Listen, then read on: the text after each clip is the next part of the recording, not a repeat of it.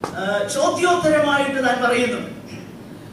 ഇത് പൗലോസിന്റെ ഇമാജിനേഷനിൽ അവരിൽ നിന്നുണ്ടാകാവുന്ന ചോദ്യങ്ങൾ എന്നതിനേക്കാൾ ഉപരി റിയൽ ലൈഫിൽ പൗലോസ് അഭിമുഖീകരിച്ചതാകുന്ന ചോദ്യങ്ങളാകാനാണ് വളരെ സാധ്യത. കാരണം അപ്പോസ്തല പ്രവൃത്തിയിൽ നമ്മൾ വായിക്കുന്നുണ്ട്, പൗലോസ് പ്രാരംഭമായിട്ട് തന്റെ ശുശ്രൂഷകൾ മിഷണറി യാത്രയിൽ ചെയ്തത് യഹൂദന്മാരുടെ പള്ളികളിലായിരുന്നു. യഹൂദന്മാരുടെ പള്ളികളിൽ, ആ പള്ളികളിൽ when he went into the synagogues of the Jews, when he was traveling on his missionary journeys, he first went into the Jewish synagogues, and the Bible says he reasoned with them. വേദപുസ്തകം ഉപയോഗിച്ചിരിക്കുന്ന പദം ഇങ്ങനെയാണ്, അവിടെ താൻ അവരുമായി സംവാദിച്ചു. ആ പദം കണ്ടിട്ടുണ്ടോ? ഒരു 1-2 വാക്യങ്ങൾ പെട്ടെന്ന് അത് ഒന്ന് ഉറപ്പാക്കാൻ വേണ്ടിയിട്ട്, അങ്ങനെയുള്ള പദങ്ങൾ ഉണ്ടെന്നുള്ളത് ഒന്ന് പറയാൻ വേണ്ടിയിട്ട് വേദഭാഗം നമുക്കൊന്ന് ശ്രദ്ധിക്കാം. അപ്പോസ്തല പ്രവൃത്തി 17-ന്റെ 1-ാം വാക്യം ഒന്ന് വായിക്കണം. വേറൊരാൾക്ക് 17-ാം വാക്യം വായിക്കാം, അതേ അധ്യായം തന്നെ. മറ്റൊരാൾക്ക് 18-ാം അധ്യായം 4-ാം വാക്യം, 19-ന്റെ 8. Acts of the Apostles chapter 17 verse 1, also verse 17, chapter 18 verse 4, chapter 19 verse 8. ഈ വാക്യങ്ങൾ ഒന്ന് വായിച്ചു. അവർ അംഫിഫോസിലും അപ്പോലോനിയയിലും കൂടി കടന്ന് തെസ്സലോനിക്കയിലെത്തി. അവിടെ യഹൂദന്മാരുടെ ഒരു പള്ളി ഉണ്ടായിരുന്നു. പൗലോസ് പതിവ് പോലെ അവരുടെ അടുക്കൽ ചെന്ന് 3 ശബ്ബത്തിൽ തിരുവെഴുത്തുകളെ ആധാരമാക്കി അവരോട് വാദിച്ചു. ശ്രദ്ധിച്ചു, 3 ശബ്ബത്തുകളിൽ തിരുവെഴുത്തുകളെ ആധാരമാക്കി അവരോട് വാദിച്ചു. വാദിക്കാന്ന് പറഞ്ഞു കഴിഞ്ഞാൽ നമ്മൾ ഇന്ന് ഉപയോഗിക്കുന്ന ആ അർത്ഥത്തിലല്ല അവിടെ ഉപയോഗിച്ചിരിക്കുന്നത് കേട്ടോ. എന്ന് വെച്ചാൽ he reasoned with them. അങ്ങനെയല്ലേ ഇംഗ്ലീഷ് വേദപുസ്തകത്തിൽ അങ്ങനെയാണ് എഴുതിയിരിക്കുന്നത്, he reasoned. അതായത് യേശുവാണ് മിശിഹ എന്നത് തിരുവെഴുത്തുകളെ ആധാരമാക്കി, പഴയ നിയമ തിരുവെഴുത്തുകളെ ബേസ് ചെയ്ത് അവരോട് റീസൺ ചെയ്തു. അപ്പൊ റീസൺ ചെയ്യണമെങ്കിൽ അല്ലെങ്കിൽ വാദിക്കണമെങ്കിൽ ന്യായമായിട്ടും പല ചോദ്യങ്ങൾ താൻ അഭിമുഖീകരിച്ചു കാണുമില്ലേ? ഈ ചോദ്യങ്ങൾ തന്നെ പൗലോസ് അഭിമുഖീകരിച്ചു കാണും. അതായത് യേശുവിനെ കുറിച്ചുള്ള സുവിശേഷവും നിങ്ങളെല്ലാവരും ദൈവകോപത്തിന്റെ കീഴിലാണെന്നൊക്കെ പറഞ്ഞപ്പോൾ ന്യായമായിട്ട് യഹൂദന്മാര് ചൊടിച്ചു കാണും. എന്നായി പറയുന്നേ, ഞങ്ങളോടാണോ നീ ഇത് പറയുന്നത്? ഞങ്ങൾ ആരാന്ന് നിനക്കറിയാമോ?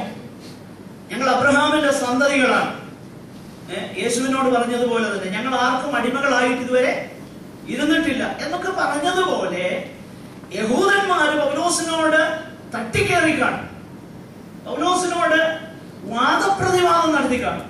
അപ്പൊ അങ്ങനെ വാദപ്രതിവാദം നടത്തിയപ്പം ഈ ചോദ്യങ്ങളൊക്കെ അവർ ഉന്നയിച്ചു കാണും.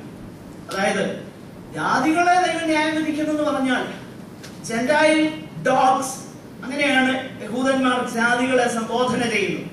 ജെന്റൈൽ ഡോഗ്സ്, നായ്ക്കൾ എന്നാണ് അവരെ വിളിക്കുന്നത്. പിന്നെ പറയുന്നത് അവരെ ദൈവം സൃഷ്ടിച്ചതിന്റെ ആവശ്യം തന്നെ to use them as fuel for eternal hellfire. നിത്യമാകുന്ന നരകാഗ്നിയിൽ എരിക്കാനുള്ള വിറകായിട്ടാണ് ജാതികളെ ദൈവം ഉണ്ടാക്കിയതെന്നാണ് യഹൂദന്മാരുടെ ചിന്തയും. അവരങ്ങനെയാണ് വളരെ അഭിമാനത്തോടെ ചിന്തിച്ചിരുന്നത്, ദുരഭിമാനത്തോടെ. അപ്പോൾ അങ്ങനെയുള്ളതാകുന്ന യഹൂദന്മാർ ന്യായവിധിയെക്കുറിച്ചും ദൈവിക ശിക്ഷയെക്കുറിച്ചും സുവിശേഷത്തെക്കുറിച്ചും ഒക്കെ കേട്ടപ്പോൾ അവർ ന്യായമായി ചോദ്യങ്ങൾ ഉന്നയിച്ചു. അപ്പോഴാണ് പൗലോസ് തിരുവെഴുത്തുകളിൽ നിന്നും he reasoned with them from the Old Testament scriptures. അതിന്റെ 17-ാം വാക്യം ഒന്ന് വായിച്ചേ. അവൻ പള്ളിയിൽ വെച്ച് യഹൂദന്മാരോടും ദൈവഭക്തന്മാരോടും ചന്തസ്ഥലത്ത് ദിവസേന കണ്ടവരോടും സംഭാഷിച്ചു പോന്നു. 18-ാം അധ്യായം 4-ാം വാക്യം. പള്ളിയിൽ സംവാദിക്കുക എന്ന് പറഞ്ഞു കഴിഞ്ഞാൽ ഇറ്റ് ഈസ് എ ഡയലോഗ്. അതിന് ചോദ്യങ്ങൾ ചോദിക്കും, താൻ തിരിച്ചുത്തരം പറയും. താൻ അവതരിപ്പിക്കുന്ന വിഷയം അവർ കേട്ട് കഴിയുമ്പോൾ വായിച്ചു നോക്കിയാൽ കഴിഞ്ഞാൽ അറിയാം. യഹൂദന്മാരുടെ പള്ളിയിൽ ചെന്ന് പുറകിൽ ചെന്ന് അവിടെ ഇരിക്കുന്നുണ്ടേ. ഒരുപക്ഷെ ഈ പൗലോസിന്റെ വേഷമൊക്കെ കണ്ടിട്ടാകാം അദ്ദേഹം ഒരു യഹൂദ ടീച്ചറാണെന്ന് മനസ്സിലാക്കി പള്ളി പ്രമാണി ആളയച്ചിട്ട് പറയാം, സഹോദരന്മാരെ നിങ്ങൾക്ക് എന്തെങ്കിലും നമ്മുടെ സഹോദരന്മാരോട് പ്രബോധിപ്പാനുണ്ടോ എന്ന് ചോദിക്കും. അവർ മുൻപോട്ട് വരും, പ്രസംഗിക്കും. യഹൂദന്മാരുടെ പള്ളിയിൽ ആ ഒരു പ്രത്യേക പാറ്റേൺ നമ്മൾ കാണുന്നു. അപ്പൊ അങ്ങനെ പ്രസംഗിച്ച ശേഷം പിന്നീട് അവര് ഒത്തിരി ചോദ്യങ്ങൾ ചോദിക്കും. അതുകൊണ്ടാണ് നമ്മൾ വായിക്കുന്നത്, അവർ ബെരോവയിലുള്ളവർ തെസ്സലോനിക്കയിലുള്ളവരെക്കാളും ഉത്തമന്മാരായിരുന്നു. അവർ തിരുവെഴുത്തുകളെ ദിവസം പ്രതി അത് പ്രസംഗം കേട്ടത് മാത്രമല്ല, അത് അങ്ങനെ തന്നെയോ എന്ന് തിരുവെഴുത്തുകളെ പരിശോധിച്ചു പോകും. അപ്പൊ അവര് പരിശോധിക്കുന്നു, ചോദ്യങ്ങൾ ചോദിക്കുന്നു. 18-ാം അധ്യായത്തിലും അതിനെ നമ്മൾ കാണുന്നു. ഇനി വായിക്കേണ്ട ആവശ്യമില്ല. അപ്പോൾ ഞാൻ പറഞ്ഞതിന്റെ താല്പര്യം, തന്റെ ശുശ്രൂഷ കാലയളവിൽ പൗലോസ് ന്യായമായിട്ടും അഭിമുഖീകരിച്ചതാകുന്ന ചോദ്യങ്ങൾക്കും സംശയങ്ങൾക്കുമുള്ള മറുപടിയാണ് യഹൂദന്മാരോടുള്ള ബന്ധത്തിൽ റോമാലേഖനം 2-ാം അധ്യായം 17 മുതൽ 3-ാം അധ്യായം 8 വരെയുള്ള വാക്യങ്ങളിൽ പൗലോസ് ശ്ലീഹ നൽകുന്നത്. അപ്പോൾ ഈ പ്രധാനപ്പെട്ട വിഷയം, 1 ന്യായപ്രമാണം, 2 ദൈവത്തിന്റെ ഉടമ്പടി, 3 ദൈവീക ഉടമ്പടിയുടെ ചിഹ്നമാകുന്ന പരിച്ഛേദന ജഡത്തിലേക്ക്. ന്യായപ്രമാണവും പരിച്ഛേദനയും അവരുടെ ഏറ്റവും പ്രധാനപ്പെട്ട വിഷയങ്ങൾ. ഇത് രണ്ടും ദൈവം ഞങ്ങൾക്ക് തന്നു. അങ്ങനെയെങ്കിൽ ഞങ്ങളെ എങ്ങനെ ദൈവത്തിന് ന്യായം വിധിക്കാൻ കഴിയും? ഇത് അവരുടെ ചോദ്യം. കാരണം ദൈവം ഞങ്ങളോട് ഒരു ഉടമ്പടി ചെയ്തു, ദൈവം ഞങ്ങൾക്ക് ന്യായപ്രമാണം തന്നു, ദൈവം ഞങ്ങൾക്ക് അതിന്റെ അടയാളമാകുന്ന പരിച്ഛേദനകളും. അപ്പൊ അങ്ങനെയാണെങ്കിൽ ദൈവത്തിന് എങ്ങനെയാണ് ഞങ്ങളെ ന്യായം വിധിക്കാൻ കഴിയും? പൗലോസ് അതിന്റെ മറുപടി നൽകിയാണ്. അങ്ങനെ മറുപടി നൽകുമ്പോൾ 2 കാര്യങ്ങൾ പ്രധാനമായിട്ട് താൻ പറയുന്നു. അതിന്റെ 17 മുതൽ 24 വരെ ഉള്ളതാകുന്ന വാക്യങ്ങളിൽ ന്യായപ്രമാണത്തെ കുറിച്ചും ആ ന്യായപ്രമാണവുമായി യഹൂദന്മാർക്കുള്ള ബന്ധത്തെ കുറിച്ചും പൗലോസ് വിശദീകരിക്കും. നമ്മൾ കഴിഞ്ഞ ക്ലാസ്സിൽ ശ്രദ്ധിക്കുകയുണ്ടായി, ഏകദേശം 8 പദപ്രയോഗങ്ങൾ ന്യായപ്രമാണത്തോടുള്ള ബന്ധത്തിൽ യഹൂദന്മാരെ കുറിച്ച് പൗലോസ് ശ്ലീഹ പറയുന്നു. നമ്മളത് വിശദീകരിച്ചു, അതുകൊണ്ട് ആ ഭാഗം വിശദീകരിക്കാൻ ആഗ്രഹിക്കുന്നില്ല. 1, നീ യഹൂദൻ എന്ന പേർ കൊണ്ട് ന്യായപ്രമാണത്തിൽ ആശ്രയിക്കുന്നു. 2-മതായിട്ട് നീ ദൈവത്തിൽ പ്രശംസിക്കുന്നു. അടുത്തതായിട്ട് നമ്മൾ കാണുന്നു, ന്യായപ്രമാണത്തിൽ നിന്ന് നീ പഠിക്കുന്നു, അതുകൊണ്ട് നിനക്ക് അവന്റെ ഇഷ്ടം അറിയാം, നീ ഭേദാഭേദങ്ങളെ വിവേചിക്കുന്നവനാണ്. അടുത്തതായിട്ട് നമ്മൾ കാണുന്നു, ജ്ഞാനത്തിന്റെയും സത്യത്തിന്റെയും സ്വരൂപം നിനക്ക് ന്യായപ്രമാണത്തിൽ നിന്ന് കിട്ടി, അതുകൊണ്ട് കുരുടർക്ക് വഴി കാട്ടുന്നവനാണ്, ഇരുട്ടിലുള്ളവർക്ക് വെളിച്ചം, മൂഢരെ പഠിപ്പിക്കുന്നവൻ. അപ്പോൾ ഇതാണ് യഹൂദന്റെ സ്ഥാനം.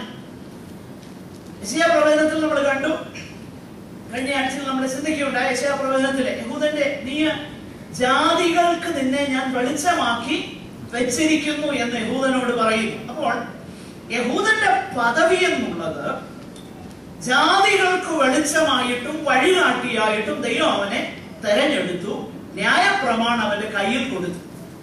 ഇത് കൊടുത്തു കഴിഞ്ഞപ്പോ ഭയങ്കര അഭിമാനത്തോടുകൂടെ, ദുരഭിമാനത്തോടുകൂടെ അതിലാശ്രയിച്ചും പുകഴ്ച പ്രാപിച്ചും ഒക്കെ ഇവനിങ്ങനെ ഇരിക്കുകയാണ്. എന്നാൽ അവരുടെ പ്രശ്നം എന്താ?